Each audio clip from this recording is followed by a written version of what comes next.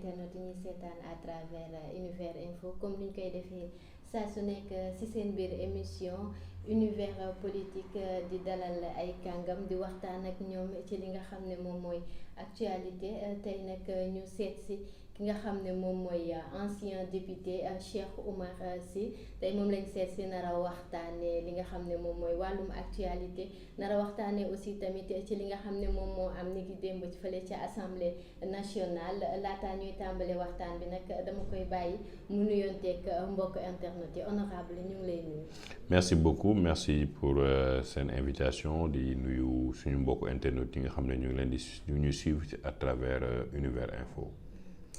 comme ni ma ko waxee woon rek ci njëlbeen nar a waxtaanee lépp li nga xam ne moom mooy wàllum actualité démb nag ñu gis fële nga xam ne mooy ci assemblée nationale ñu def li nga xam ne moom mooy augmentation wu député yi augmenté ko au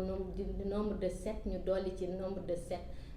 tey jii nii honorable lan nga ñu mën a wax ci loolu ak ban jàngat nga ci am.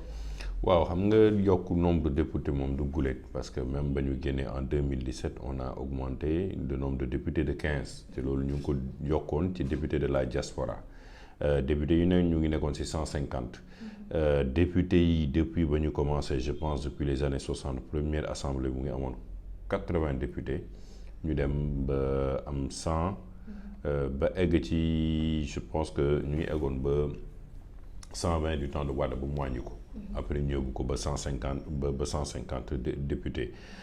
donc ça am na ay facteurs nag yuy tax déjà la démographie parce que dañu ne représentativité yi day dépendre ci démographie bi nu muy yokkoo donc xam nañu population Sénégal ci juróomi at yi yokku nañu donc ça dépend aussi ci nombre de départements yi bu ñu yokk wala yokkuñu tey gis nañu ne Kër Massar département bu bees la donc il faut ñu yokk ko ñu def mu am député bu leen représenté à l'Assemblée nationale yooyu ay facteurs la yoo xam ne tey buñ ko xoolee mën nañu ne mën nañu yokk nombre de députés yi par contre aussi mën na nekk ay facteurs économiques yoo xam ne bu ñu xoolee mën nañu ne du ñu yokk nombre de députés yi du ñu yokk du nombre de députés dañ leen di wàññi wala ñu maintenir leen et puis proportionnellement ak seen liggéey ñu mën a xool naka lañ leen di defee beneen répartition bu bees jël ci benn gox ne kii par exemple Dakar 7 députés la amoon léegi dañuy yóbbu benn député bi Kër Massar fii dafa amoon manqué woon Pikine 5 députés la amoon ñu yóbbu benn député bi telle région jéem a compenser wala ñu ne dañuy wàññi nombre de députés yi nga xam ne diaspora bi la pour mu mun a maintenir au nombre de 65 mais loolu tamit ça dépend aujourd'hui du choix bi nga xam ne wala proposition bi nga xam ne gouvernement bi da koy def wala président de la République. mais est-ce que aussi tamit li nga xam ne moom mooy yokku li nga xam ne mooy député yi à l'Assemblée nationale mën na améliorer ci li nga xam ne moom mooy secteurs yi ndaxte gis nañ ne jamono ji secteurs yi yëpp mën naa ne foo laal rek mën naa dafa am problème. est-ce que balaa ngay yokk nga évaluer li fi ne est-ce que ñi fi ne def nañu liggéey boo xam ne tey en termes de suivi politique ak lenn loo xam ne am na njeexital ba population bi ne war nañu yokk nombre de députés yi parce que man gëmuma ne yokk nombre de députés yi mooy yokk nombre de suivi yi gis nañu assemblée nationale y a beaucoup d'absentéisme waxuma ko sax pour 13e législature bi dund nañ ko en 12e législature gis nañ le niveau d'absentéisme des députés alors que dañ seen liggéey moo doon wàcc ci biir askan wi xam seen mbëbët xam seen kii dellu ci assemblée nationale donc balaa ngay ne yokk da ngay évaluer bi tey fi nga xam ne tey amul doole wala gis nañ ne manquement am na mooy ci wàllum par exemple chaque député dafa waroon a am fiche technique bu lay won ne ñaata commission pendant 5 ans yi ci ñaata commission la ñu assisté ñaata loi la fekkee ñaata yoon la voté fan la dem ci autour des populations lan la bind ci nombre de lois écrites wala orales ñaata interpellation la dem nga am ay statistiques boo amee ay statistiques di nga xool rek ndax est-ce que député bi liggéeyam yemb na wala yembul mais bu nekkee amoo benn fiche technique booy évaluer député bi donc doo mën a xam exactement à part perception bi nga ciy am wala nga ràññee ci ñenn ñi comme ay ñoom Marème Soda wala yu mel noonu tu ne peux pas forcément xam seen liggéey loolu tamit on a vu aussi Théodore Monteil qui a fait un excellent travail mais dafa am travail politique ak travail parlementaire xam nga travail politique mooy nga nekk assemblée am posture politique day am tamit parce que l'Assemblée nationale est d'une instance purement immensément politique day am travail parlementaire boo xam ne tu dois bûcher dans les commissions techniques et tout ça là di fa jaar rek di jaale suñu mbokk député deuxième législature yi ku mel ni docteur Mayang Dione nga xam ne député bu amoon xarañoon la xam vraiment liggéeyam te def ci liggéey bu am maanaam moom moo porté woon la loi sur le tabac boo xam ne gisoon nañu résultat yi vote bi. D'accord te en tant que ancien député mën naa ne xam nga li nga xam ne moom moo xew ci à l'Assemblée nationale est-ce que tey jii nii gis nga ne député yi ñu ngi def li nga xam ne moom mooy seen liggéey à l'Assemblée nationale parce que aussi tamit boo seetloo à chaque fois député bu nekk mën naa ne mooy représenter sa gox ci fi nga xam ne moom mooy Assemblée nationale est-ce que tey ñoom ñu ngi def li nga xam ne moom mooy seen liggéey à l'Assemblée nationale. waaw la première question kay mooy est-ce que xam nga pour nga représenter déjà est-ce que mode de représenter mode bi ñu lay falee tax na nga représenter sa gox parce que tey mode bi que ce soit pour le pouvoir ou l'opposition c'est les leaders qui décident tey da ngay jël nga ne tey dégg nañu ne di pour Yewwi diw Ousmane Sonko mooy tête de liste c'est les leaders décident c'est pas les gens de la Casamance ñoo décidé que c'est Ousmane Sonko ay na boo topp na ci moom c'est pas les waa Bambey ñoo ne ñun Aïda Mbodj lañ bëgg donc c'est les leaders politiques de la même sorte nga dem Benno Bokk Yaakaar c'est le président de la République qui décide ne voilà man tel gox ñii la ñuy teg ci liste bi pour ñu nekk ay député donc bu nekkee mode de représentativité bi déjà au départ faussé na liggéey de parlementaire bi day faussé parce que ki ngay fal yow day fokk nga am lien de contrat ak moom nga ne man fal naa ko pour mu defal ma liggéey bi mais yow dañ lay jox liste booy fal c'est-à-dire que yow choisiroo liste bi dañ lay ne diw la ñu choisir pour mu représenter Guédiawaye Cheikh Omar alors que les populations de Guédiawaye ne peuvent ne pas s'identifier à Cheikh Omar mën nañ ne ñun beneen keneen Khadija Mayakor wala keneen lañuy moo ñuy représenter donc loolu day affecté liggéey parlementaire bi loolu day après parce que ba taay ñi dañ leen ñoom ay député pouvoir bi lañu donc lu pouvoir bi indi dañu koy def donc loolu tamit day sooxe am na ñoo xam ne bu ñu eggee ba foofu dañu am seen i indépendance nga xam ne ñoom askan bi moo leen ñor am na ñoo xam ne tamit bon bu ñu eggee ba foofu travail bi diis na ci ñoom lañ fa yaakaaroon gisuñu ko ñu jàpp ci salaire bi am seen oto am seen i avantage mais doo leen dégg ci dara donc mais il faut avoir des grilles d'évaluation il faut nga xam député lañu fay def il faut que population bi xam exactement ndax liggéeyu député bi yemb na wala yembul.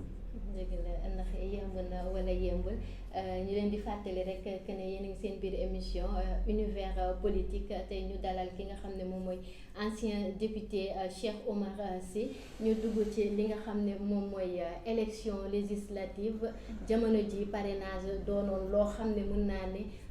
ñëpp a ngi koy waxtaanee ñenn ñi aussi tamit rafetlu wuñ li nga xam ne moom mooy parrainage bi ndax nee nañ 2000 li nga xam ne moom mooy élection locale yi parrainage amutoon élection législative ñëw ñu bëgg a indi li nga xam ne moom mooy wàllum parrainage bi nii ban jàngat nga am ci loolu. waaw loolu il faut ñu delluwaat ci acteurs politiques yi par exemple dans le cadre du dialogue politique lan la ñu nangu woon ak lan la ñu nangul woon parce que dialogue bi la parrainage bi ñëw ci assemblée ci pour les législatives.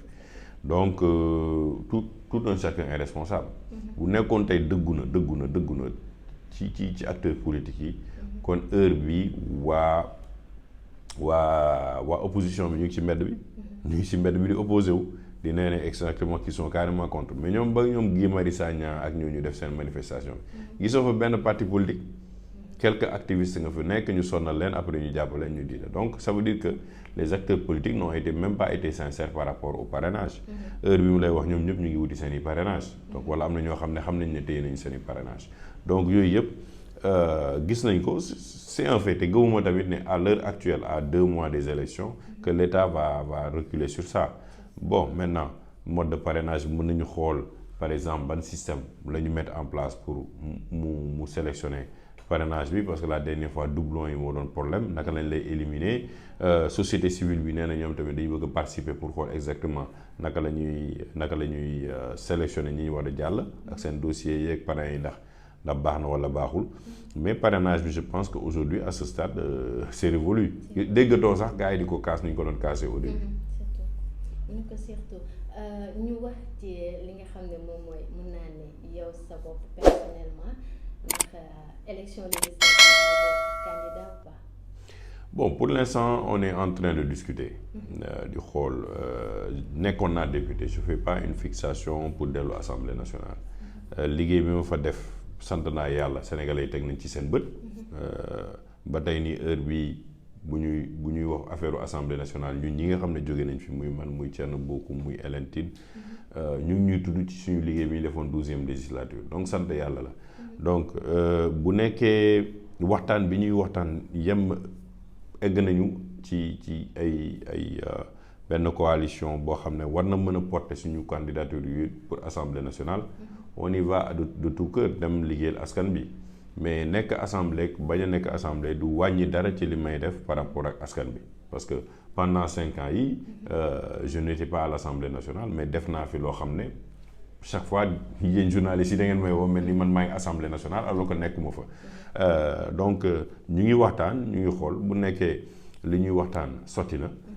vraiment aller à l'Assemblée nationale me paraît bon un honneur toujours parce que sa dëkk ngay servir mais tamit on a des objectifs aussi de participer autrement à la politique du dem Assemblée nationale moo ci doy. mën nañoo xam lan moo tax nga jóge à l'Assemblée nationale. non Assemblée nationale dara jowu fa dañu demaat élection ñu def liste pouvoir bi gagné on était allé sur une liste plus large malheureusement peut-être que position bi ma nekkoon tamit permettre ma jàllaat Assemblée nationale donc voilà les conséquences et genre loolu moo ci am mais loo ci mënta gis rek mooy sant yàlla parce que bon bu nekkee yow def nga benn mandat nit ñi di la fàttaliku comme def nga 2 mandats wala 3 alors que am na say morom yoo xam ne def nañu 2 mandats kenn musu leen tudd wala kenn musu leen seeti wala journaliste musu leen sax interviewé alors que ñoom ñu ngi nee na ñu ngi représenté donc y a un problème donc man dama ciy sant yàlla donc aujourd'hui je dis que le travail parlementaire est très sérieux day bokk ci li nga xam ne tey day tax dëkk bi jëm kanam te waruñu ko néewal doole mais lii ñuy def nii yokku député yi ça va avoir une conséquence budgétaire d'à peu près 838 millions parce que tey salaire u député bu nekk boo ko jëlee à la base c'est 1,3 million boo jëlee les indemnités de logement yi leen def 150 000 nga booleeg oto bi ñu nar a jënd carburant bi leen war a jox ça te fait 838 millions donc xam nga loolu du lu tuuti du lu tuuti donc bon maintenant avec une crise pareille avec d'autres priorités mënoon nga ne xaalis boobu mënoon nañ ko dugal feneen dans les abris provisoires wala renforcer xëyu ndaw yi programme xëyu ndaw yi wala leneen wala au moins am nañu 8 vice-présidents à l'Assemblée nationale c'est trop 8 vice-présidents am lu ñu koy doyee man j'ai toujours dit que c'est trop c'est pléthorique parce que c'est une fonction représentative ñu wàññi ko ba 4 boo jëlee 4 yi wàññi ko jox ku nekk benn oto comme ñëpp ak carburant comme ñëpp tu te retrouveras au même montant ak 7 députés yi ngay yokk comme ça mu bañ a affecter budget bi. bañ a affecté li nga xam ne moom mooy budget bi ni ngi démb gis nañ li nga xam ne moom mooy la grande coalition Yewwi Askan Wi ñoom porté nañ seen choix ci ki nga xam ne moom mooy Ousmane Sonko aux élections législatives ñu gis aussi tamit que ki nga xam ne moom mooy Ousmane Sonko jamono juñ toll nii mi ngi xaarandi li nga xam ne moom mooy procès bi nga xam ne moom lañ ko accusé woon de viol. est-ce que tey jii nii gis nga ne li nga xam ne mooy soit bi ñu porté ci moom du indi ay conséquences par rapport ak nu ñu ko sottee jugement justice bi nga xam ne moom la war a wuyu ci jamono jii nii. bon je sais pas trop bon le choix de la personne entre dans une logique de coalition. Donc Ousmane Sonko est une réalité politique, il a fait ses preuves, il est le maire de Ziguinchor, il a été député, il est dans une grande coalition, ils ont fait d'excellents résultats pour les élections locales. Donc fondamentalement et bu ñu toogee waxtaan seen biir ne écoutez Ousmane Sonko mooy porté est-ce que ce choix-là il a été fait pour contrer dossier bi ñu nekk bon je ne peux pas